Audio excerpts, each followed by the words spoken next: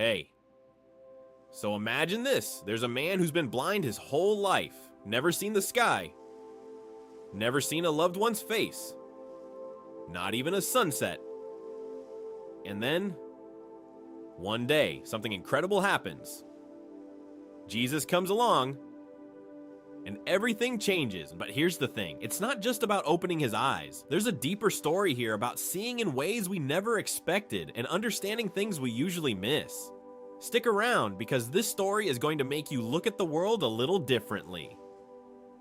Alright, so let's set the scene here. Jesus is walking through the streets, and he comes across a man who's been blind from birth. Now, this isn't just any minor detail. This man has never seen anything his entire life. Can you even imagine that he's lived in complete darkness, relying on his other senses, trying to get by? And naturally, the disciples, curious and, well, kind of caught off guard, ask Jesus this question, Rabbi. Who sinned? Was it this man or his parents that he was born blind? And here's the thing, that question makes total sense if you understand the mindset of the time. Back then, people believed in something called the law of retribution. Basically, it was the idea that if bad stuff happened to you, illness, misfortune, suffering, it was because either you or your parents had sinned. They figured life's hardships were directly tied to moral failings, almost like a cosmic cause and effect. It wasn't just a random thought, it was a deeply ingrained way of understanding the world. You mess up, you suffer, your parents mess up, you inherit the consequences. That's how people thought. And so when the disciples saw this man, they immediately applied that lens. They were trying to make sense of something that honestly didn't make sense to them.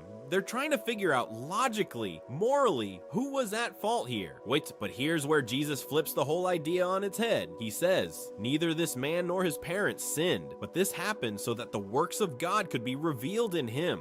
Pause for a second and let that sink in. He's basically saying, hey, you're looking at this all wrong. This isn't punishment. This isn't blame. This is about something much bigger. And it's so striking because it immediately challenges everything the disciples thought they knew. Not every hardship is a sign of personal sin or punishment from God. Sometimes it's about revealing God's power, God's glory, the way he works in the world. It's a completely different perspective. And the way Jesus says it is so matter of fact, right? He's not scolding them, but he's gently correcting their theology, showing them a bigger picture. The law of retribution was something that had been around for centuries. Even way back in the book of Job, you see this same kind of thinking. Job's friends assumed his suffering must have been the result of sin, but Job was actually blameless. And the story of Job makes the same point: suffering isn't always punishment. Sometimes it's about a much deeper purpose, a bigger story that we can't fully see. So back to our story, the disciples' question really gives us insight into human nature. We like to blame. We like to find a reason, some clear explanation, and that's natural. But Jesus shows that not everything fits into our neat little boxes. Sometimes what we see as a problem is actually an opportunity, a way for God's work to be displayed. And that's exactly what's happening here with this man who's been blind from birth. He didn't sin, his parents didn't sin, but God's plan is being revealed through him. And here's the kicker, this opens up a huge lesson for us too, because think about it. How often do we look at someone else's struggles, or even our own, and assume, well, they must have done something wrong, or I must have messed up to deserve this? Jesus is saying, no, that's not the whole story. There's more going on than we can see, and it's not just about this guy's physical blindness either. It's a foreshadowing of spiritual sight, of understanding, of how God wants to reveal himself in the lives of people in ways that aren't immediately obvious. So in these first few verses, right from the get-go, we're learning two big things. 1, don't assume suffering always equals punishment, and 2, even in hardship, God's work is at play. There's a bigger narrative at work, a divine purpose that goes beyond what we can comprehend. And if you keep that in mind as we go further into this story, everything that happens next the miracle, the reactions of the neighbors, the parents, the Pharisees, it all starts to make a lot more sense. It's the lens through which we start to understand not just physical sight being restored, but spiritual sight too. And that's kind of the beauty of this story. It's not just about a man getting his eyes opened. It's about how God's light can break through our understanding, our assumptions, and yes, even our prejudices to show us something entirely new. Okay, so now comes one of the most fascinating parts of this story, and I have to warn you, it's a little unconventional. Jesus doesn't just wave his hand and instantly heal the man. No, he does something really unexpected. He spits on the ground and makes mud with the dirt, then applies it to the man's eyes. I know. It sounds kind of strange at first, right? I mean, we think, wait, spit mud. Really? But stick with me because there's so much depth in this moment. First off, imagine being this man. You've been blind your entire life, and suddenly someone comes up and spits on the ground, forms mud, and starts putting it on your eyes. I don't know about you, but I might be thinking, Jesus, are you sure about this method? But here's the thing, this guy doesn't question it. He doesn't argue. He doesn't complain. He doesn't hesitate. He just trusts. He's open, he's desperate enough for God's intervention that he's willing to go along with whatever Jesus says. And that's really the heart of this miracle. It's faith meeting action.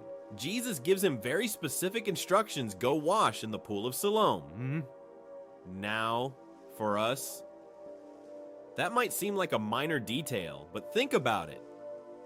This pool was about 1/4 mile away from where they were. That's a good little walk, especially for someone who has never seen where he's going. He doesn't have the advantage of sight to navigate, yet he steps out in obedience. He's literally walking by faith, and here's the result. He goes, he washes, and comes back seeing, just like that. Can you picture it? For the very first time in his life, he's seeing light, shapes, color, faces, the sky, sunsets, everything. Imagine the sensory overload. Your brain is getting a flood of images it's never processed before. That moment is just mind-blowing. And here's why scholars get so intrigued by the method Jesus chose. Why mud and spit? Some say it's symbolic, connecting to the creation story. God formed man from the dust of the earth. So this is kind of a reminder of God's creative power. Others think it's showing that God's work isn't limited to one formula. Sometimes healing is done with words, sometimes with touch, sometimes in ways that seem weird to us. The point isn't the mud. The point is that God can do the impossible through whatever means he chooses. And I kind of love that, don't you? It reminds us that God doesn't have to follow our rules. He doesn't have to meet our expectations. If you're desperate enough for him, you don't care if it looks unconventional because you just want his miracle. That's a lesson for all of us. Honestly, we often put God in a little box. Okay, God, you can do this, but not like that. You can heal me, but only in this way. And sometimes, that's why the miracle doesn't come, because we're holding him to our terms. But this man, he's open. He just does what Jesus says. And that openness, that willingness to trust, is exactly what allows the miracle to happen. Another interesting angle is what must have been going through his mind during the walk to the pool. Again, he's never seen before. So every step is unknown territory, yet he doesn't let fear paralyze him. He's focused on obedience, on faith, and when he washes off the mud, it's like a rebirth. His eyes open, and the world explodes in color and form for the very first time. And it's not just physical sight that's being restored here, there's a deeper layer too. The way Jesus heals him in this manner is almost like a metaphor for spiritual sight.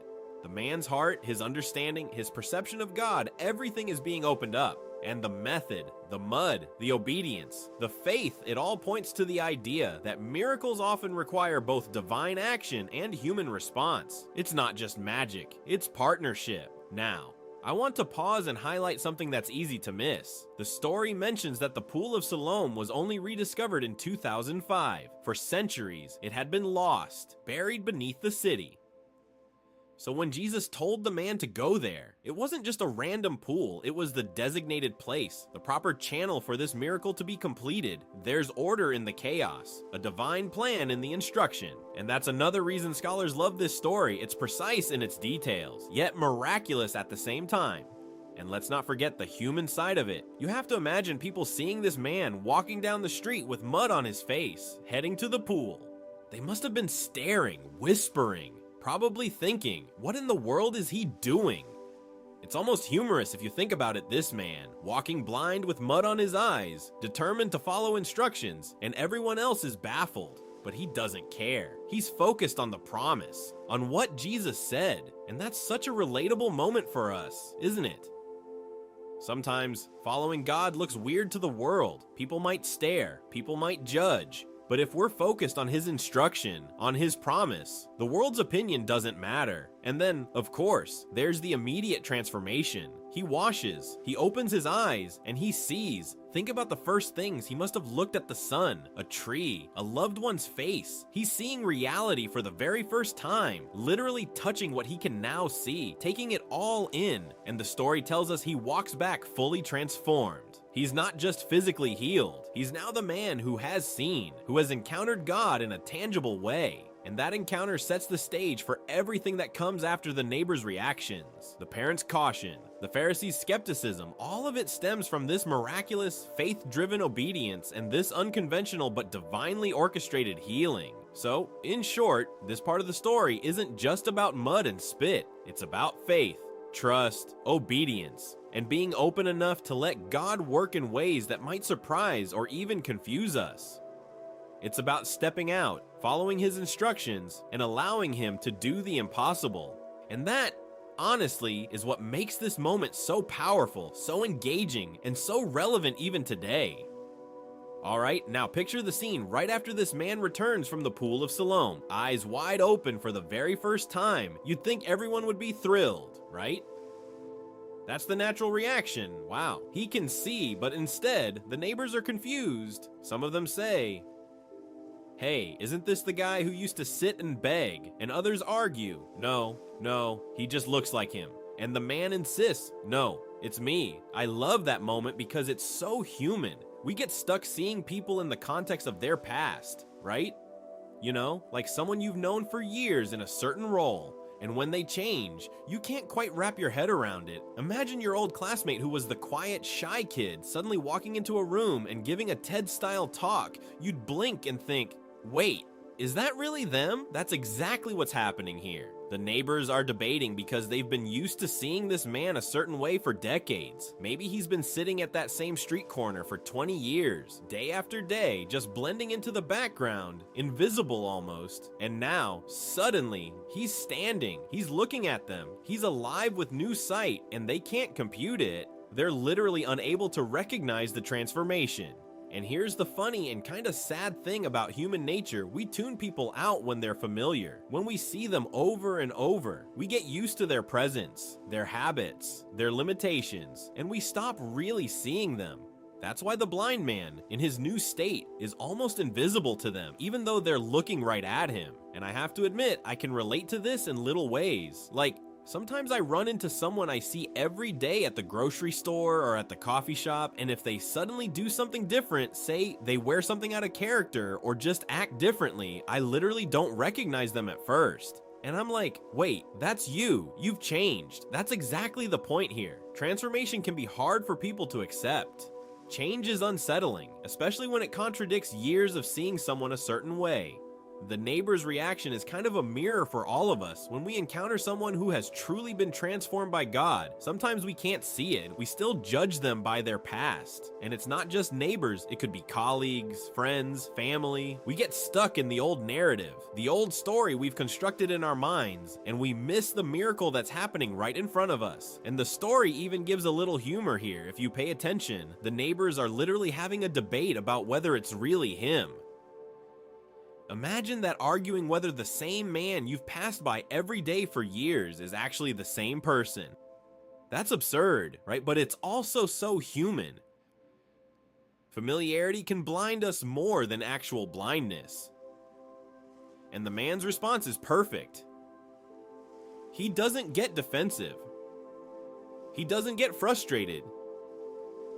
He just calmly says, I am he. There's a quiet confidence there. A recognition of what God has done. And a patience with people who are still stuck in their old perceptions. That's a lesson for us too, that when you go through a transformation, whether spiritual or personal, don't be discouraged if people don't immediately recognize it. Some will get it right away, some will be confused, and some may never see it. But your transformation is real, and it's valid, and it doesn't depend on others' recognition. And beyond just personal transformation, there's a broader insight here. Sometimes, God uses people in ways that are so radical, so different, that the world can't immediately comprehend it. The blind man's new sight is symbolic. It's a tangible miracle. Yes. But it also points to the spiritual awakening that can happen when someone encounters God. And just like the neighbors couldn't immediately recognize the man physically, people often fail to recognize the work God is doing in someone's heart. So the takeaway, don't be surprised if people don't get your transformation.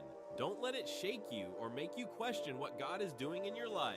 Just like this blind man, stand confidently in the new reality God has given you. The neighbors might debate, argue, even deny what they're seeing, but that doesn't change the miracle that's taken place. And honestly, there's a little joy in that too, because your new life, your new sight is yours to walk in, regardless of who notices it or not. Okay, so now let's talk about the blind man's parents and how they react.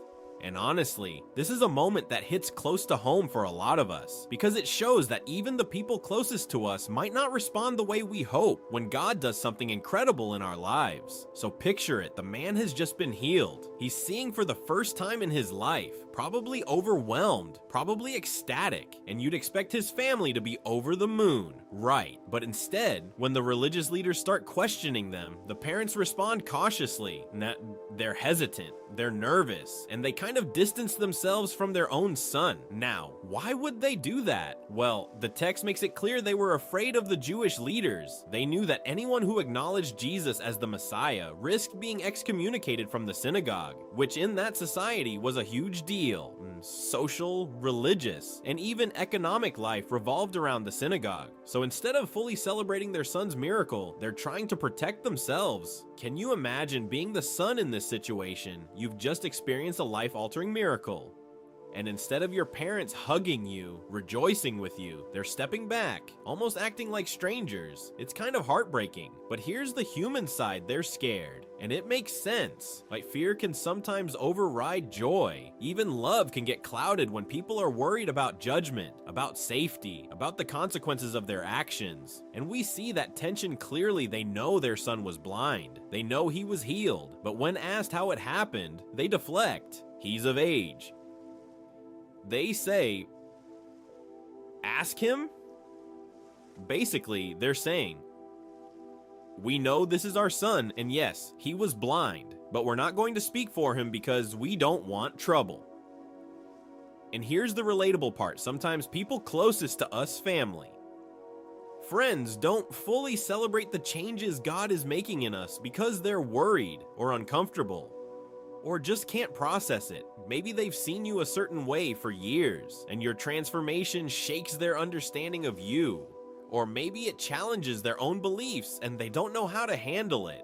So their reaction isn't malicious, it's human. And yet, it's still a moment of tension. You've got a miracle happening right in front of them, but fear and societal pressure keep them from fully embracing it. I think we can all relate to that on some level. Maybe you've experienced a time when you shared something amazing, something life-changing about your faith, your goals, your growth, and instead of excitement, you got hesitation or doubt or even disapproval from someone you love. It stings, right? And it can feel isolating. That's exactly what the blind man's parents are illustrating. They want to protect themselves, and in doing so, they distance themselves from their son's miracle. But notice one subtle but important thing. They don't deny the miracle outright. They don't say this didn't happen. They acknowledge it's their son and that he was born blind, but they redirect the attention, telling the authorities to ask their son directly. There's a sort of quiet support there. They're not condemning him. They're not rejecting him. They're just constrained by fear. And there's a lesson here for all of us. Not everyone, even family, will celebrate a spiritual awakening or miracle in your life. Sometimes people will cheer you on, sometimes they'll be skeptical, and sometimes they'll step back because they're afraid of consequences or change. But that doesn't diminish the reality of your transformation, and it doesn't negate what God has done. You can't rely on everyone's approval to validate God's work in your life and to make it more relatable. Think about modern life for a second. Imagine someone gets a big promotion or starts a new business or makes a major life change and their family doesn't celebrate. Maybe they're worried about the risks, or maybe they just can't understand it. The miracle or breakthrough is real, but the family's response is tempered by fear or misunderstanding. That's exactly what's happening here. The parents are human, they're scared, and it shows us that even in the most miraculous moments, human reactions are complicated. And that's okay, and we don't get to control how other people respond to God's work in our lives. What matters is how we respond and how we step into the miracle ourselves. So the blind man's parents teach us a quiet but powerful lesson. Expect that not everyone will cheer for your transformation. Not everyone will understand, and some of the closest people to you may even distance themselves out of fear or discomfort. And yet, the miracle is still real. God's work is still happening, and your faith and joy don't have to depend on external approval. This moment also points forward to the blind man himself, because he's the one who ultimately testifies boldly. He doesn't let his parents' caution stop him. He's experienced the miracle, and he's going to acknowledge it. That's another subtle but crucial takeaway. Even if people close to us hesitate or hold back, God's work in our lives is valid and powerful, and we get to live in that reality. So in short, the parent's response is layered. There's care, there's fear, there's caution, there's love, and there's the human instinct to protect oneself. And all of it reminds us that miracles sometimes meet caution, hesitation, or fear, even from the people we expect to celebrate them with. And that's okay. The important thing is to recognize the miracle, embrace it personally, and not let others' fear or hesitation diminish the work God has done in your life. Alright, now let's get into the Pharisees' reaction, and this part is a bit intense because it shows how people can be completely blind even when they can see. So, the blind man has just had his sight restored, right? And instead of rejoicing or being curious, the Pharisees respond with skepticism and, honestly, a lot of hostility. They're the religious leaders, and their mindset is legalistic. They're all about rules, regulations, and the letter of the law. So when they hear that a miracle happened, on the Sabbath no less, their first reaction isn't awe or gratitude, it's judgment. Wait a minute. They say, you're saying this man can see, and this Jesus did it on the Sabbath. And right there, their focus is not on the miracle itself, but on whether some rule was technically broken.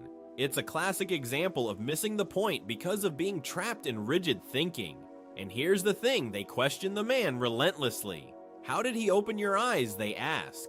And the man, who's probably still marveling at the miracle, repeats, he put mud on my eyes, and I washed, and now I see. But the Pharisees aren't satisfied. They argue among themselves. Some say Jesus can't be from God because he doesn't keep the Sabbath. Others say, well, how could a sinner do such signs? They're so caught up in proving a point that they completely miss the reality in front of them.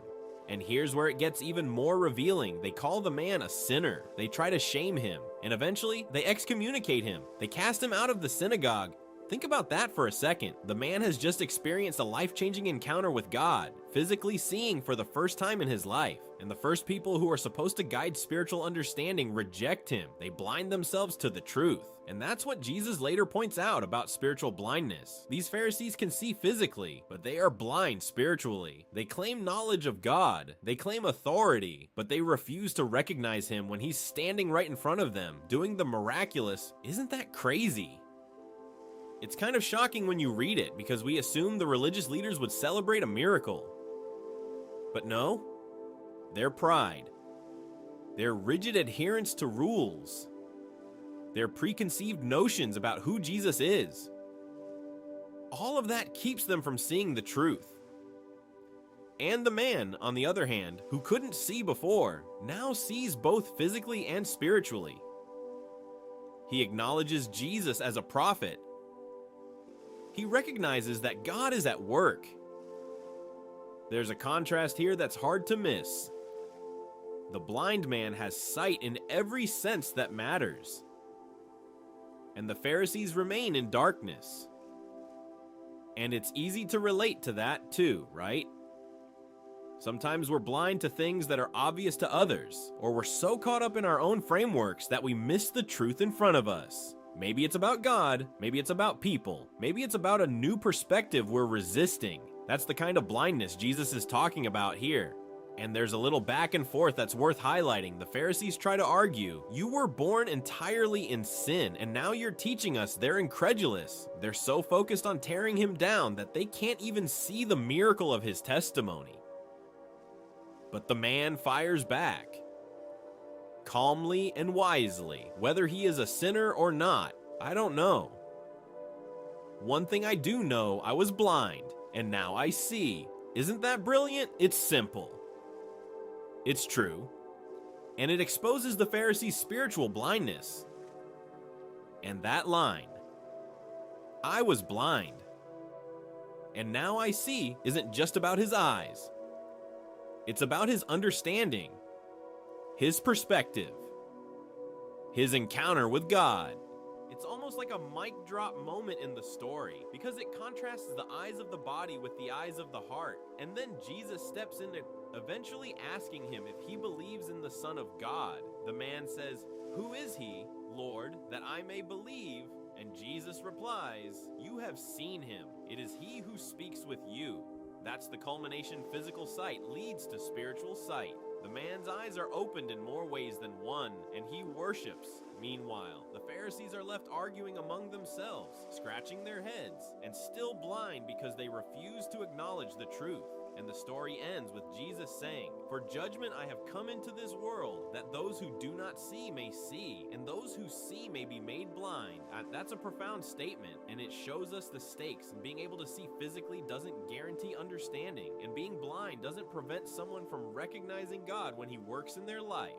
The Pharisees, with all their sight and authority, remain blind because of their pride and disbelief. The blind man who could not see gains a double miracle. His eyes are opened physically, and his heart and understanding are opened spiritually. That contrast is central to the story. And as we reflect on it today, there's a lesson we can carry with us. Sometimes the people who seem to have everything figured out, experience, knowledge, position, can be blind to truth, while those who appear least likely to understand, those who are humble, dependent, and open, can grasp what really matters. The Pharisees are a reminder that spiritual insight is not guaranteed by position or authority. It's given to those willing to acknowledge their need, those willing to see and believe. And the blind man's story challenges us to consider, are we seeing with eyes open? Or are we blind spiritually in some areas of our lives? Are we holding on to pride, tradition, or skepticism that keeps us from recognizing God's work?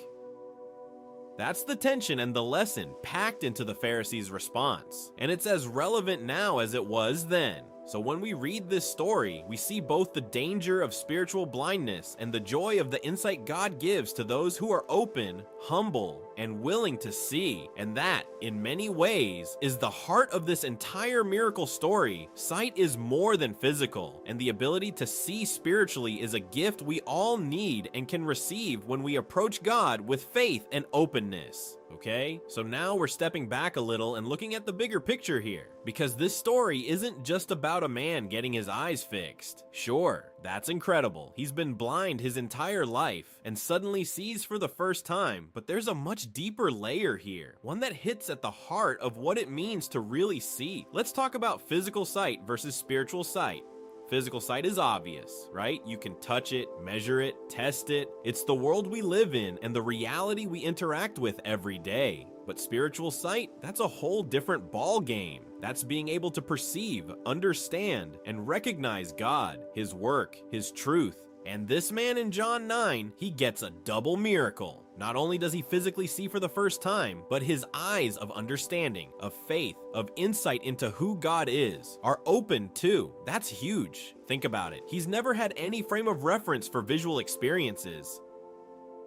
He's never seen the faces of his family, the beauty of the sky, a flower, a sunset, or a snowy winter morning. And suddenly, his brain is flooded with images, colors, and patterns he's never known. That's physical sight, but on top of that, he begins to recognize Jesus not just as some healer or teacher, but as someone sent by God. He sees who Jesus really is. He understands the significance of the miracle, and he gains spiritual clarity. That's spiritual sight.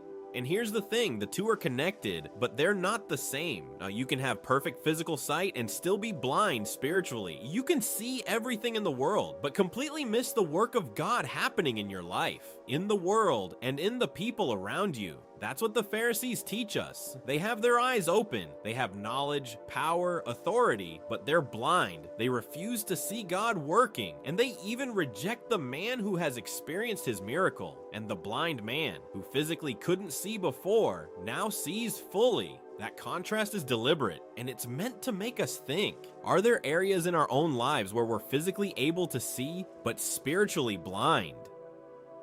Maybe we look at the world and think we understand it, but we miss the deeper truth about God, about his purpose, about his work in our lives. Maybe we encounter God's work in the lives of others and shrug it off or dismiss it, just like the Pharisees. Now, let's make this really personal. Think about a moment when someone close to you had a transformation, maybe a friend, a family member, someone at work. You've known them a certain way for years, and suddenly they're different. Maybe they've grown spiritually, or changed habits, or shifted their mindset, and maybe, at first, you didn't recognize the change, or you struggled to accept it. That's exactly what the neighbors in John 9 were experiencing. Familiarity can blind us to miracles. And now, take that one step further. What about your own life? How often do we live day to day? Seeing the same routine, same faces, same challenges, and fail to notice where God is moving. We might physically go to church, read the Bible, or pray, but spiritually, we might be blind to the ways God wants to open our eyes to truth, wisdom, or opportunities. And this is where the double miracle really resonates. The blind man didn't just see Jesus perform a trick, he encountered God's presence and power. His faith and obedience allowed him to receive the miracle. He didn't argue, he didn't negotiate the terms, he simply trusted Jesus and followed the instructions. And that's exactly what spiritual sight requires for us too. Faith, openness, and willingness to act. Let me give you a few real-world examples. Imagine someone who has been trapped in a pattern of anger or bitterness for years. They might be physically functioning fine, they see. They work, they interact, but spiritually, they're blind to the grace available to them, to the healing, to the freedom that God wants to give. Then, one day, through a conversation, a sermon, a moment of reflection, they recognize the truth, they step out in faith, and suddenly, they see. That's spiritual sight. Another example, maybe someone struggles to see God's presence in suffering or hardship. Life is hard, people are hurting, and it's easy to think God isn't paying attention. But sometimes God opens our eyes in those difficult moments through comfort, insight, or support, revealing his hand at work even in the pain. That's the spiritual version of the blind man's miracle. Yeah, and here's the kicker, spiritual sight doesn't happen because we earn it or deserve it. Just like the blind man didn't earn the miracle, we don't earn spiritual understanding. It's a gift from God, made available when we're willing to humble ourselves, acknowledge our need, and step out in faith. That's why Jesus says later in this chapter, "For judgment I have come into this world, that those who do not see may see, and those who see may be made blind." He's not just talking about physical eyes. He's talking about recognizing truth, acknowledging him, being willing to see what's real. And that invites us to reflect, where are we blind? Are we clinging to pride, to preconceptions, to fear, to tradition, to what seems safe, rather than opening our hearts to God's truth? The blind man's story is a blueprint for transformation. First, physical need leads to physical healing, blindness removed, eyes opened. Then, spiritual need meets spiritual illumination understanding, faith, worship, and recognition of God's power. And that's applicable to all of us.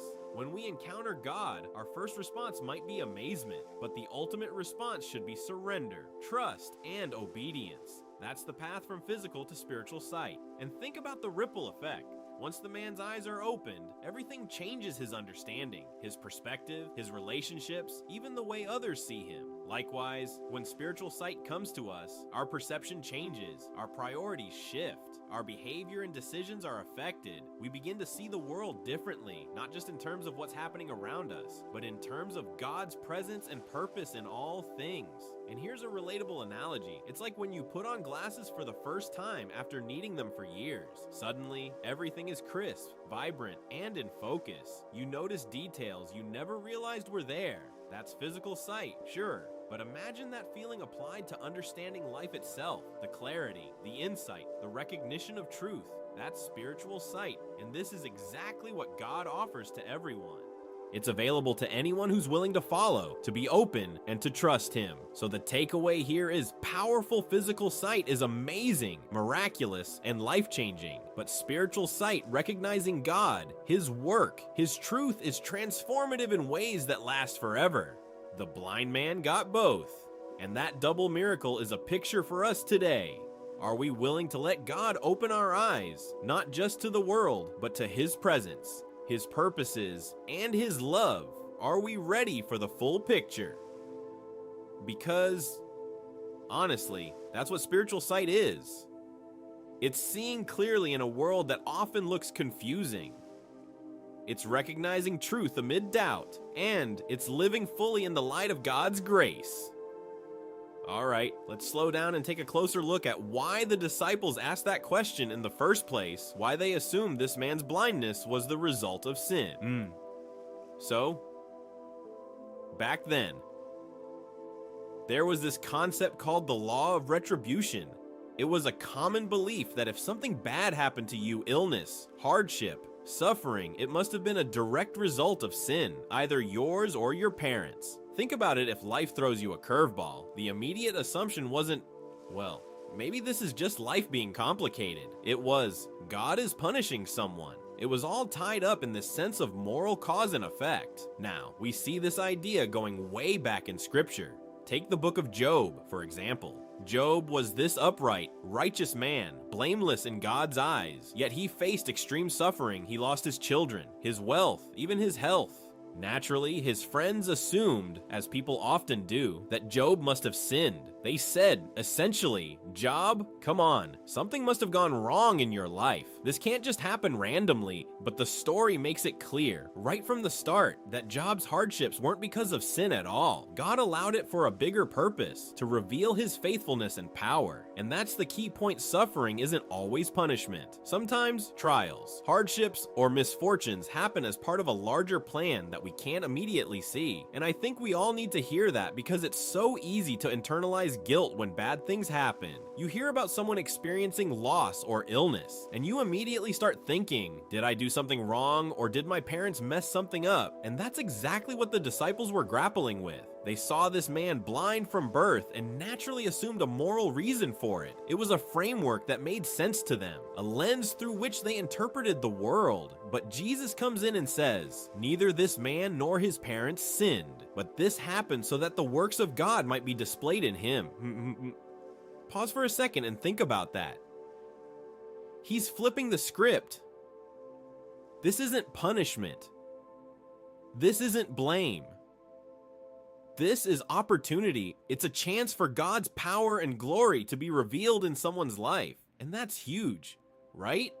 Because it changes everything about how you interpret suffering. It doesn't mean sin isn't real or that actions don't have consequences, sure. When we make sinful choices, sometimes hardship follows, but not every hardship is a direct punishment for sin. Sometimes it's just part of living in a world that's fallen and imperfect, where difficulty and struggle are unavoidable. And here's where it gets personal. Think about your own life for a second. Maybe you faced a situation that felt utterly unfair, something that made no sense to you at all.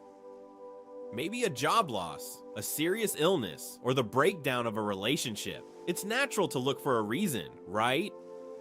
But what if that moment isn't a punishment at all? What if it's actually an opportunity, a chance for God's work to shine through?